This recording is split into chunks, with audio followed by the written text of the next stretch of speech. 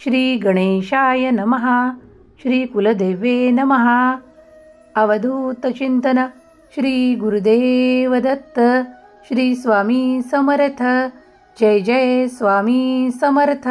हम गया नहीं जिंदा है या वाक्यावर आता तुझा विश्वास अधिकच बसणार आहे. बाळा, मी तुझ्याशीच बोलत आहे. तू हा संदेश सोडून कुठेही जाऊ नकोस. हा संदेश ऐकण्यात जर तू यशस्वी ठरलास तर तू माझे ते येणारे आशीर्वाद प्राप्त करशील. ज्यासाठी तू माझी इतकी प्रार्थना करत आहेस, इतकी विनंती करत आहेस, त्याचे उत्तर ऐकूनच पुढे जा.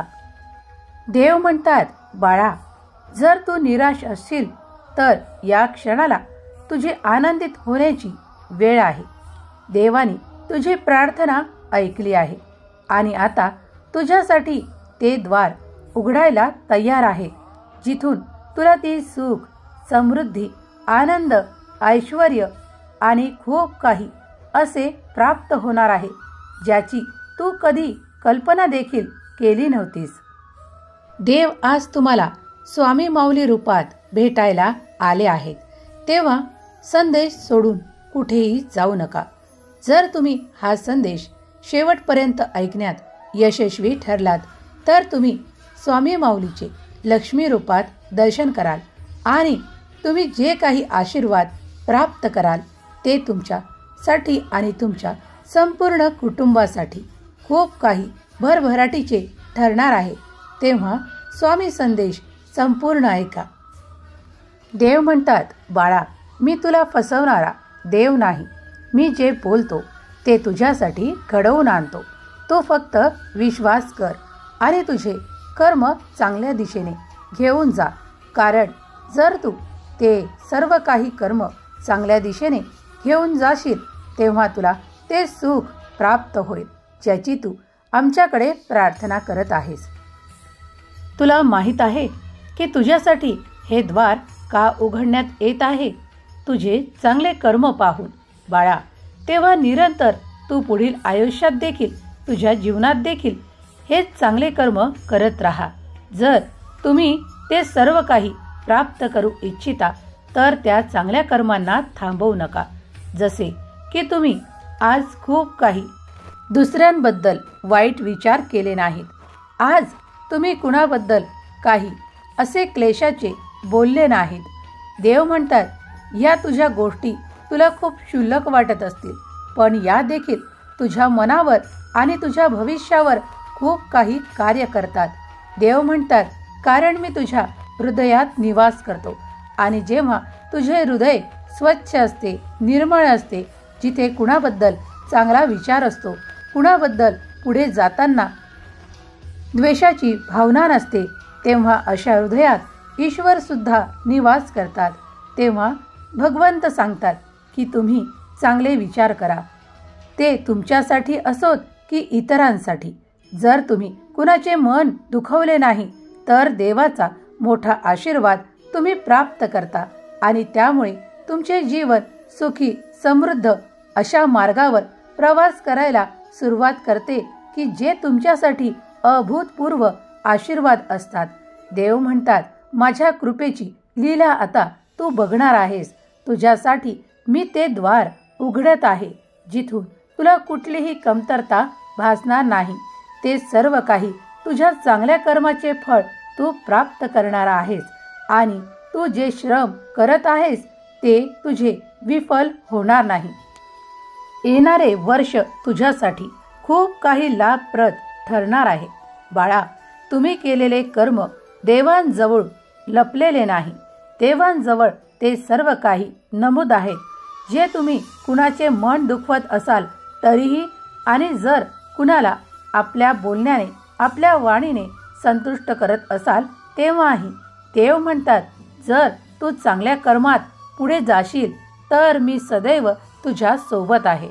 देव म्हणतात, जर तुम्ही या क्षणाला हा संदेश ऐकत आहात तर तुम्ही खूप मोठा दैवी आशीर्वाद प्राप्त करत आहात. विश्वास करा. जेव्हा तुम्ही विश्वास कराल, श्रद्धा ठेवाल, तेव्हा तुमच्यासाठी ते सर्व काही कार्य करताना तुम्ही पाहाल. देव म्हणतात, जो आशीर्वाद मी तुला देऊ इच्छितो ते जरी आज तुला असे वाटत असेल की असे कधी होणार, तर तू आता निश्चिंत मान की काही काळातच तुझ्यासाठी असे मोठे परिवर्तन होणार आहे, ज्यामुळे तुला सुख समृद्धीकडे असे मार्ग सापडायला लागतील. कारण देव तुझ्याकडे त्या दिशेने ते मार्ग पाठवू इच्छितात. देव म्हणतात, माझे देवदूत तुझ्याकडे ते घेऊन येत आहेत. त्याचा आनंदाने स्वीकार कर. नेहमी तुमच्या मनात नकारात्मक ऊर्जेला स्थान देऊ नका. त्याऐवजी तुम्ही नामस्मरणात वेळ घालवा. तुम्ही जेव्हा नामस्मरण करता तेव्हा आमच्या अगदी जवळ स्वतःला प्राप्त करता. कारण नामाच्या शक्तीचा महिमा तुम्ही जाणावा असे मी इच्छा करतो. देव म्हणतात, जो कोणी नामात दंग होऊन ईश्वराचे चिंतन करतो, परमेश्वराचे चिंतन करतो आणि आपल्या कर्मात जो प्रगती इच्छितो, तो जेव्हा सरळ मार्गाने, चांगल्या मार्गाने आणि शुद्धतेच्या मार्गाने पुढे जाण्याचा प्रयत्न करतो, तेव्हा देवही त्याला एक सच्चा भक्त म्हणून पुढे नेण्यासाठी कार्य करतात. देव आज तुमच्यासाठी इथे उपस्थित आहे. तुम्ही मनातली इच्छा सांगा. देव तुमची इच्छा लवकरच पूर्ण करतील. आज देव तुमच्यासाठी ते द्वार उघडू इच्छितात. तेव्हा कोण तयार आहे? देव म्हणतात, माझ्याकडे तुझ्यासाठी असे अभूतपूर्व आशीर्वाद आहेत, चमत्कार आहेत, पण त्यासाठी तुला कर्म करावे लागतील. तुला ते हवे आहे ना? मग त्यासाठी तुला प्रयत्न करावे लागतील. ते साधना करावी लागेल. कारण तुम्ही जे काही संकल्प करता आणि काही काळात तुम्ही ते प्राप्त करता, तेव्हा ते संकल्प करा, त्या चांगल्या इच्छा करा. जे काही मागायचे ते सर्व कुटुंबासाठी मागता हे आम्हाला माहीत आहे. तेव्हा आम्हीही तुमच्या संपूर्ण कुटुंबासाठी आशीर्वाद देऊ इच्छितो. तुमचे घर सुख समृद्धीने आणि आनंदाने भरणार आहे. तुम्ही त्यातून तुमच्याकडे येणाऱ्या संपत्तीतून काही वाटा, अगदी थोडा, याचे दान करावे. मग ते तुमच्या शिजलेल्या अन्नातून थोडे फार का होईना. जर तुमच्या दारात कधी कोणी याचक आला असेल तर त्याला विनमुख लावू नका. काही पशुपक्षी जर तुमच्या दारात येऊन दाना घेत असतील तर तो दाना अवश्य द्या. या जगात, या सृष्टीत देवाने प्रत्येकाला कर्मांपासून आपली वृद्धी करायसाठी प्रयत्न हे एक साधन दिले आहे. तेव्हा प्रयत्न करत राहा. कारण प्रयत्न केल्यावरच तुम्ही ते यश प्राप्त करता. तेव्हा प्रत्येक ठिकाणी तुमची जिथे जिथे इच्छा आहे, ज्या कार्यात तुम्हाला प्रगती हवी आहे, त्यात तुम्ही कर्माची गती वाढवा. बघा, काही दिवसातच तुम्ही पाहाल की तुम्ही ते सर्व काही सौख्य प्राप्त कराल. देव म्हणतात, जो कोणी त्या आर्थिक चमत्कारासाठी माझ्याकडे प्रार्थना करू इच्छितो, त्याला मी आज सांगू इच्छितो की होय, तुला लक्ष्मीचा आशीर्वाद लवकरच मोठ्या प्रमाणात प्राप्त होणार आहे. पण तुझे कर्म देखील तुला वाढवावे लागतील. त्या कर्मांमध्ये मन लावावे लागेल, कार्य करावे लागेल, कार्याला वेळ द्यावा लागेल. बाळा, इथे या जगात काहीही प्राप्त करणे अवघड नाही. देवाचा आशीर्वाद निरंतर तुमच्या सोबत आहे. देव तुमच्यासाठी अशक्यही शक्य करायला तयार आहेत. देव म्हणतात, मी सदैव तुझ्या पाठीशी उभा आहे. तेव्हा तू चिंता करणे थांबव आणि कर्म करणं सुरू ठेव. ज्यांना ते काही हवे आहे ते त्यांना प्राप्त होण्यासाठी आता उशीर लागणार नाही. त्यांची चिंता नष्ट करायला आज मी तुमच्यापर्यंत आलो आहे. आता तुम्ही ऐकून घ्या की तुमची चिंता काही काळातच नष्ट होताना तुम्ही पाहाल. तुमच्याकडे ती प्रगती साधायची होती, ती प्रगती साधल्या जाणार आहे. तेव्हा निश्चिंत राहा. मनात दुसऱ्यांविषयी क्लेश ठेवू नका. कोणी जर तुमच्या कार्यात अडथळे निर्माण करत असेल तर त्याविषयी सुद्धा तुम्ही मला सांगा, ते मी निस्तरून घेईन. पण कुणाचेही वाईट चिंतू नका. समोरचा जरी तुमच्याबद्दल काही वाईट विचार ठेवत असेल, त्याला आम्ही ती सद्बुद्धी देऊ की तो तुमच्याशी नीट वागेल. बाळा, तुझ्या कार्यातले आणि तुझ्या मार्गातले असे अनेक अडथळे मी दूर करू इच्छितो आणि करत आहे. तेव्हा देवांच्या कार्यांवर विश्वास ठेवा. देव ते सर्व कार्य घडवून आणणार आहे. तुझा मार्ग अगदी मोकळा आणि सरळ तुला दिसून येईल. तुला तुझे ध्येय प्राप्त करण्यासाठी हे द्वार उघडण्यात येत आहे. जेव्हा तू यात प्रवेश करशील तेव्हा ते तुला सर्व काही प्राप्त होईल. या मार्गावरच तुला माझा प्रकाश दिसेल. तुला माझे देवदूत दिसतील जे तुझ्यासाठी अनेक आनंद घेऊन उभे आहेत. बाळा, तू पुढे हो. तुझ्या कर्माची गती वाढव. चांगले कर्म कर. नियमित तू जे काही वाचत आहेस, जे काही देवधर्म करत आहेस, ते आम्ही तुमची प्रार्थना मान्य करतो आणि देवाजवळ तुम्ही केलेली प्रार्थना आज जरी तुम्हाला फलित झालेली जाणवत नसेल, पण येता काळ तुमचाच असेल. तुम्हाला ते सर्व काही प्राप्त होईल जे तुम्ही इच्छिता. देव म्हणतात, या द्वारात प्रवेश केल्यानंतर तुम्ही जी काही इच्छा कराल ती तुमची पूर्ण होईल. जे काही आरोग्यासाठी खूप काही प्रयत्न करत आहेत त्यांना ते यश प्राप्त होईल. देव म्हणतात, तुला या द्वारातून ते आशीर्वाद देऊ इच्छितो की तुझे आरोग्य उत्तम राहायला सुरुवात होईल. तुझी ती जी कार्य अर्धवट आहे त्यासाठी तुला गती प्राप्त होईल. निश्चिंत राहा आणि पुढे चालत राहा. देव म्हणतात, बाळा, निश्चिंत राहा. तुझ्या मार्गात अवरोध निर्माण करणाऱ्या त्या सगळ्यांना मी बाजूला केले आहे. आता तुझ्यासाठी हा मार्ग मोकळा आहे. तू त्यावर चालत राहा. तुला ते सुख, आनंद आणि ते सर्व काही वैभवशाली प्राप्त करायचे आहे. तर या प्रकाशाच्या दिशेने पुढे चालत राहा, कारण मी सदैव तुझ्या पाठीशी उभा आहे. चिंता करू नकोस. पुढे जाण्यास घाबरू नकोस, कारण पुढल्या क्षणाला, पुढल्या पावलावर तुझी ती चिंता दूर होईल आणि तुझी ती प्रगती साधल्या जाईल. त्यासाठी प्रयत्न मात्र तुलाच करावे लागतील. निर्णय तुलाच घ्यावा लागेल. तेव्हा जागा हो बाळा आणि माझ्या दाखवलेल्या मार्गावर पुढे चालत राहा.